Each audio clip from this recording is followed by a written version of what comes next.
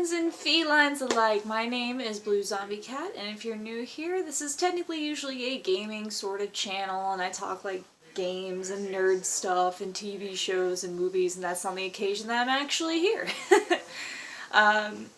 If some of you haven't heard me mention it before, I don't know if I said it in another video, I just got back from Disney, and if you can tell from the title, this is kind of what my experience was like, and I thought since I had such a blast, because you guys are not going to believe half the things that happened.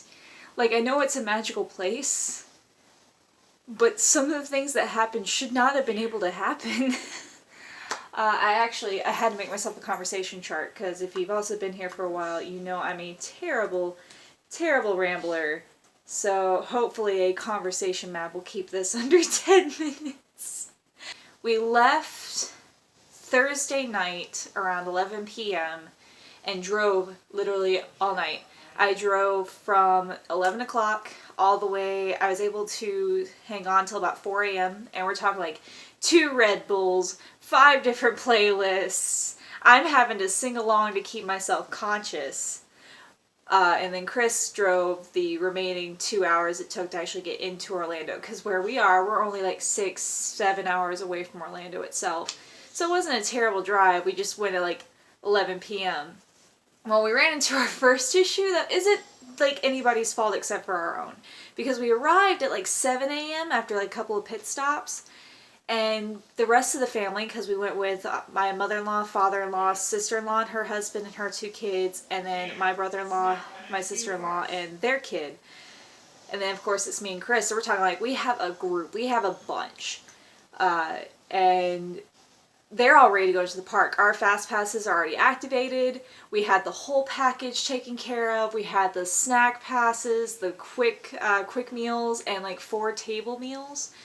Me and Chris didn't think that we were going to go straight to the park as soon as we got there. Now, given our hotel room wasn't even supposed to be ready until 3 anyway. The earliest check-in time that we could have done it would have been 10 a.m. We checked in anyway, which I know is not proper hotel room etiquette, but you know, hey, what are we supposed to do for 3 hours and just not expect to tow our car by chance if they didn't know we were already here? So we went ahead and went inside, told them that we were there. Everybody's ready to go to the park. Me and Chris are he's wearing a zip-up hoodie and jeans, and I'm wearing a thick-ass American Eagle sweater and also wearing jeans in like 82-degree weather. So I'm already tired. I have not a lick of makeup on, but I was very starstruck. As soon as we walk through the gates, I'm already super duper like starstruck. But at the same time, it was my first time at Disney. I was already super anxious, completely unsure. I didn't know how to feel, because for me, I never got to experience what most of my friends did. Most of my friends went when they were like kids, and we're talking like 5, 6, 7, 8, upwards to like 14 years old. I'd never been. But we were there. I was just amazed. I was completely in awe. We got to watch the opening ceremony. We got to watch the secondary ceremony, which I think was just like a friends gathering kind of thing. They did like a really cool dance number, which everybody super freaking talented. Like, I know they have high standards. I know it's Disney World, but I need you to understand I live in the state where Six Flags is the biggest thing to happen since buttered bread. Oh, that's so weird to say. So my expectations were high, but not on the level that I had received. We went back to the hotel room once the hotel room was ready, which was like at 10 o'clock. So we walked around the park for maybe 3 hours, slightly tired, not in the right attire. It was hot, it was sticky. We just wanted to get in normal clothing, and we knew we were going to feel 1,000 times better.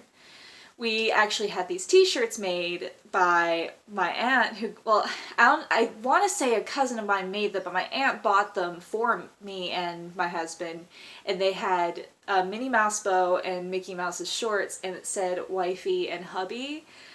Oh my gosh, like, I am not the cheesy kind of person. I honestly, like, when I see his and her t-shirts, I kind of go, ugh. Like, that sounds terrible, but being on the other side of that fence and having people like just stare at you in adoration. I'm sure this sounds narcissistic as fuck, but I need you guys to understand, watching people's reactions to how cute we freaking looked, because me with my bright ass blue hair and him like bearded, hair in a ponytail, like kind of ex-colonial days is what we kind of call it because we make fun of them. But it just, I don't know, it was a really good feeling to like see people be like, oh, that's so cute. And I mean, there was actually another couple there, two gentlemen that had matching shirts that said I'm with him, and I think me and Chris about lost it over those shirts. We thought those were the cutest things that we saw at the park. But we got changed, we went back to the park, and the first thing we went to go do is actually go meet Belle. And I've never talked about this before, but Beauty and the Beast is not only my favorite Disney movie, Belle is also my favorite princess. So we went to go meet her. I'm already super nervous. I'm the only freaking adult in the room who wants to meet Belle. Everybody there, we're talking at the oldest, was 8 years old. So here I am, 24 years old, going to meet my favorite princess. I didn't even stand. I was so scared. So Chris actually went up to go ask one of the assistants, and they were actually super great. Like, honestly, if I could show photos, which you will probably, if you follow me on Instagram, I'll be posting all the photos and stuff. I'll link everything in the description below. But they were really kind, and they were really welcoming. He's like, my wife wants to meet Belle, but she's really unsure because she's so much older than everybody else here. And we're talking within seconds, like, her face just like, oh, no, bring her up, bring her up, bring her up. So I go up, I meet Belle. It was fantastic. I was just absolutely starstruck. Like, honestly, that whole first day was about a blur. Because the only thing I really remember else was the 3 rides that we rode that day, and that was the Seven Dwarfs minecart ride, which was amazing. We have video and everything, because my sister-in-law that has the 2 kids, she got the full package with the photos. So every time we had a video or photo taken, she got it instantly sent to her account. No watermarks. It was already included. Didn't have to pay extra for it. I'm literally on cloud 9 because I have so many good memories from this place. Seven Dwarfs minecart ride. Then we went to Space Mountain, which my first and possibly my last time on Space Mountain. It's not for me. If it's for you, awesome. I was just happened to be behind a gentleman who happened to be nearly, I'd say 5'9", 5'10". He was decently tall sitting down. And if you've been on Space Mountain and you see the flashes and it looks like they're really like close, like metal bars near your person, and you're right behind somebody and they're really tall and you see a flash and it looks like their head just merely misses a steel beam by centimeters.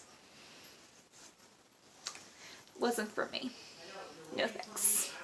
Bye.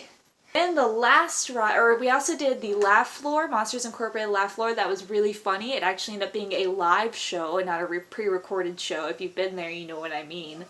And then our final ride for the night was the Haunted Mansion. Now, given my mother and father-in-law had already rode it that morning, so it was just me and Chris. Well, we technically, the fast passes kind of glitched out, so it actually set us up, all 4 of us, for the same ride instead of 2 and 2. So me and Chris ended up not getting scheduled for the Haunted Mansion ride. We had to get all that worked out, and it was just insane. Well, we go to the Haunted Mansion ride, and Chris's band already didn't work the first time. Well, it loads, they send them through, they click something on the computer and they do it, so I go to scan mine. Well, there's like 3 girls like gathered around the computer, and I am 85% certain that I may have snuck onto the Haunted Mansion ride without even thinking or like trying.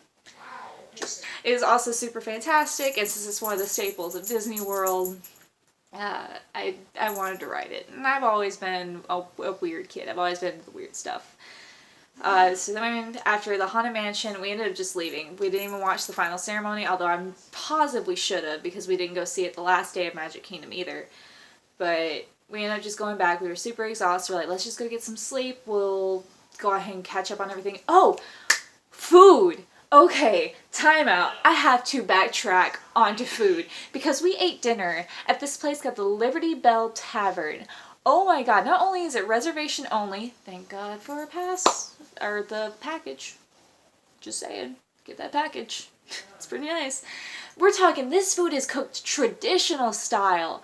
It's an all-you-can-eat family-style buffet. If you know what family-style buffet is or you don't know, I'll just go on and re-explain it.